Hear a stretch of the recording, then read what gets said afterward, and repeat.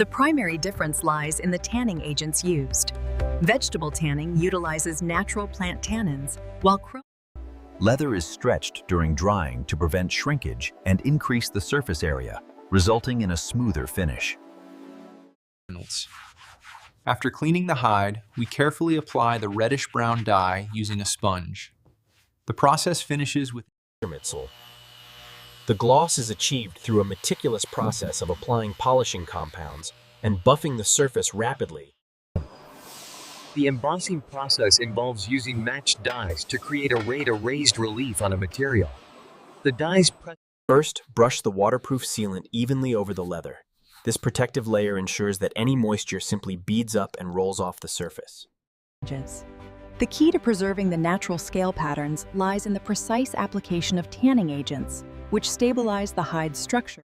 In the finishing department, spray painting is crucial for applying durable, even coatings that protect components and ensure a high-quality final appearance.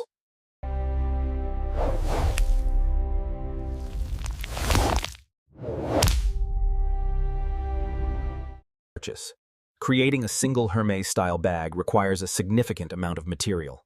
Typically, it takes the hides of 3 to 4 crocodiles. Matte versus glossy finish. Which one dominates the luxury market? For a luxury watch strap, nothing compares to the exquisite texture and durability of genuine alligator Mississippiensis skin. The future of the exotic leather industry merges high technology and sustainable synthesis, creating materials previously unimaginable. To properly maintain crocodile leather, regularly clean with a soft cloth and brush. Then, apply a high-quality conditioner.